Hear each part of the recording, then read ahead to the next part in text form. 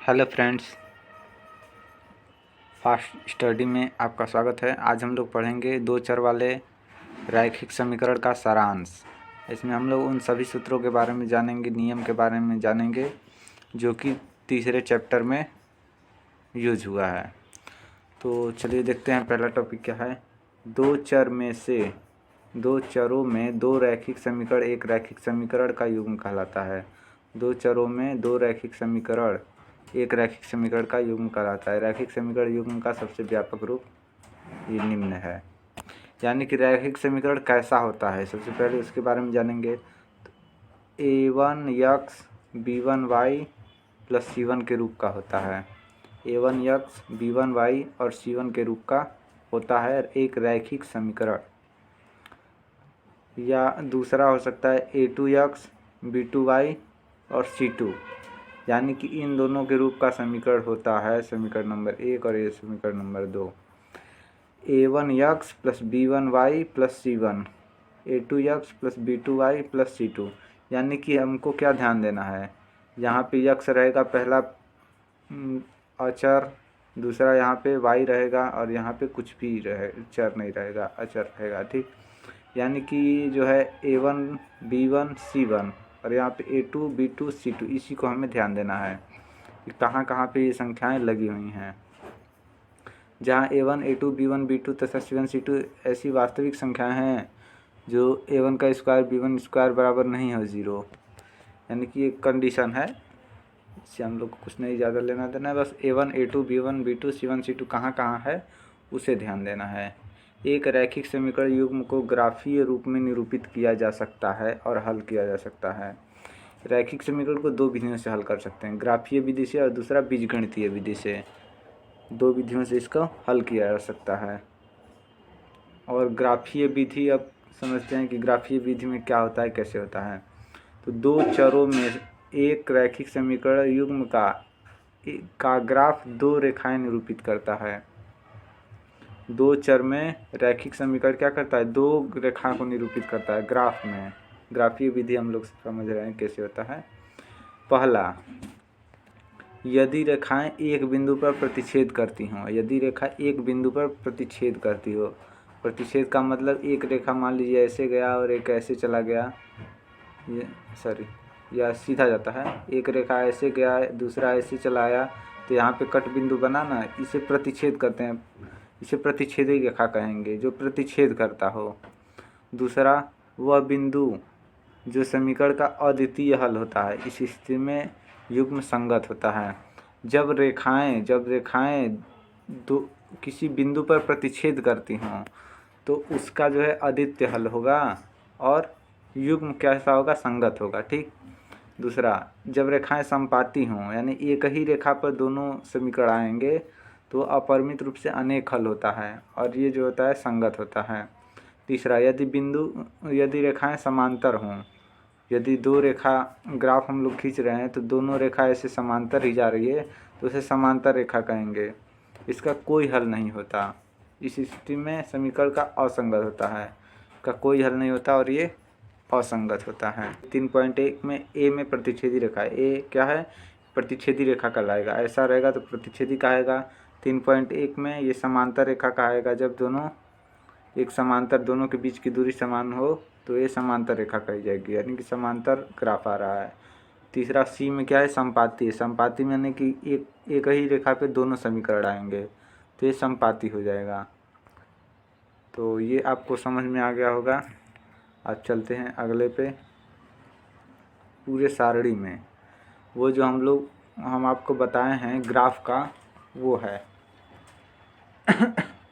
तो इसमें है, मान लीजिए कोई भी एक समीकरण है, ये समीकरण हो गया, एक समीकरण हो गया, ये दूसरा समीकरण हो गया। इसका a1/a2 का मान, इसमें a1 का मान क्या है, x में कितने का गुणा है, एक का, तो एक हो जाएगा ऊपर। a1 का मान 1 हो गया, यहाँ पे a1 का मान 1 हो गया। अब यहाँ पे a2 का मान क्या है, 3। क्यों, क्योंकि समीकरण दूसरा में 3 लिखा है, एक जगह पे 3 है, तो 1/3 हो गया। उसी तरह b1 का मान देखिए, b1 में यहाँ पे -2 है तो b1 में -2 लिख देंगे, यहाँ से ऊपर से b1 का -2। b2 में 4 है तो b2 की जगह पे 4 लिख देंगे। आया समझ में। उसी तरह C1 में यहाँ पे क्या है, कुछ नहीं है तो 0 लिख देंगे, और C2 में -20 है तो -20 लिख देंगे। आया समझ में। अब यहाँ पे हम लोग तुलना करते हैं, अनुपातों का तुलना करेंगे। A1 बटे में A2 बराबर B1 बटे में B2। क्या ये A1/A2 बराबर है B1/B2 के? नहीं बराबर है, क्योंकि यहाँ 1/3 है और ये -2/4 है। ये तो बराबर नहीं है, तो इसको क्या लिखेंगे, A1/A2 बराबर नहीं है B1/B2 के, है ना, यही लिखेंगे ना, क्योंकि बराबर नहीं है। तो ये जब बराबर नहीं रहेगा, इसको ध्यान दे दीजिए, जब ये बराबर नहीं रहेगा आपस में, A1/A2 बराबर नहीं हो B1/B2 के, तो इसका बनेगा प्रतिच्छेदी रेखा। क्या बनेगा, प्रतिच्छेदी रेखा। और इसका अद्वितीय हल, यानी कि इसका केवल एक ही हल होगा, एक ही आंसर इसका निकलेगा, अद्वितीय हल होगा। ठीक, जब प्रतिच्छेदी रेखा हो और A1/A2 बराबर नहीं हो B1/B2, यानी कि ये जब रहेगा, ये कंडीशन जब आ गया ना, तो इसको समझ लीजिए ये प्रतिच्छेदी रेखा बनेगा और इसका केवल एक हल होगा, मतलब कि इसका केवल एक ही आंसर निकलेगा। और ये कैसा होगा, तो संगत होगा, संगत। ठीक, संगत होगा। दूसरा समीकरण देखते हैं। ये 2x + 3y - 9 बराबर 0, 4x + 6y - 18 बराबर 0। अब इसमें क्या है, A1 का मान 2 हो गया, यहाँ से 2 लिख लिए। A2 का मान 4, उसी तरह B1 का मान क्या है, 3, B2 का 6 हो गया। C1 का मान क्या है, -9 और C2 का -18।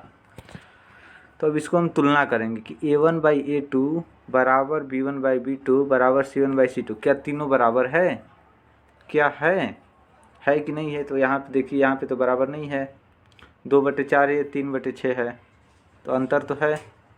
लेकिन यहाँ पे क्या हो सकता है, 2 × 1 = 2, 2 दूना 4, क्या बनेगा इसको यदि हम इससे इसको कटा दें तो 1/2 बनेगा ना। उसके बाद 3 से इसको कटा दें, 3 दूना 6, ये भी 1/2 बनेगा। 9 दूना 18, ये भी 1/2 बनेगा, और माइनस माइनस कट जाएगा, यानी कि तीनों 1/2 बनेगा। तो ये क्या हुआ, तीनों बराबर हुआ। A1/A2 बराबर B1/B2 बराबर C1/C2 होगा कि नहीं होगा? A1/A2 बराबर B1/B2 बराबर C1/C2 जब होगा तो इसका ग्राफ समपाती आएगा, यानी कि इसका ग्राफ एक ही रेखा पे दोनों समीकरण आ जाएगा। इसका ग्राफ समपाती होगा और इसका अनेक हल निकलेगा, यानी कि इसका अनेक आंसर आएगा, एक आंसर नहीं, अनेकों आ सकता है। तो इसको याद करना है, ये कंपलसरी है, यानी कि और ये कैसा होगा, तो संगत होगा, क्योंकि इसका हल निकल रहा है इसलिए संगत होगा। ये इसका भी एक हल निकल रहा है तो ये भी संगत होगा। चलते हैं तीसरे पे। तीसरा समीकरण दिया हुआ है, x + 2y - 4 बराबर 0, 2x + 4y - 12 बराबर 0।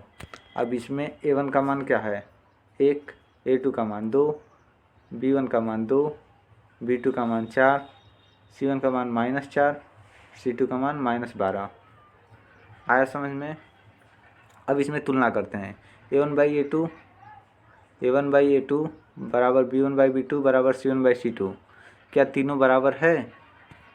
नहीं है। इसको यदि हम 2 × 2, 2 दूना 4 कटा दें तो 1/2 ये तो आ जाएगा, 1/2 और ये 1/2 दोनों हो जाएगा। इसको कटाएंगे तो 4 × 3 = 12, 1/3 हो जाएगा। यानी कि ये दोनों तो बराबर है, लेकिन ये बराबर नहीं है इनके। तो क्या होगा, A1/A2 बराबर B1/B2 बराबर नहीं है C1/C2, क्योंकि ये दोनों तो बराबर हो गया, लेकिन ये बराबर नहीं आ रहा है, तो बराबर नहीं है C1/C2। तो जब ऐसा कंडीशन आ जाए तो इसका समांतर रेखा बनेगा। कैसा रेखा बनेगा, समांतर रेखा, और इसका कोई हल नहीं होगा, इसका आंसर निकलेगा ही नहीं, ये इसका कोई हल नहीं होगा। और ये कैसा होगा, असंगत होगा, असंगत, क्योंकि ये विधि पढ़ना है। तो बीजगणितीय विधि में हमने एक रैखिक समीकरण युग्म को हल ज्ञात करने के लिए निम्नलिखित विधियों पर चर्चा की है। बीजगणितीय विधि से 3 विधियां होती हैं। कौन कौन? प्रतिस्थापन विधि, विलोपन विधि और ब्रज गुणनखंड विधि। प्रतिस्थापन, विलोपन और ब्रज गुणनखंड। इसमें सबसे आसान होता है विलोपन विधि। ब्रज गुणनखंड विधि में एक नियम, एक सूत्र होता है, उसके द्वारा इसको बनाया जाता है।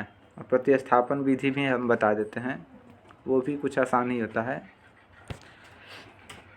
इसमें सबसे पहले है दिए गए समीकरण युग्म में रैखिक समीकरण।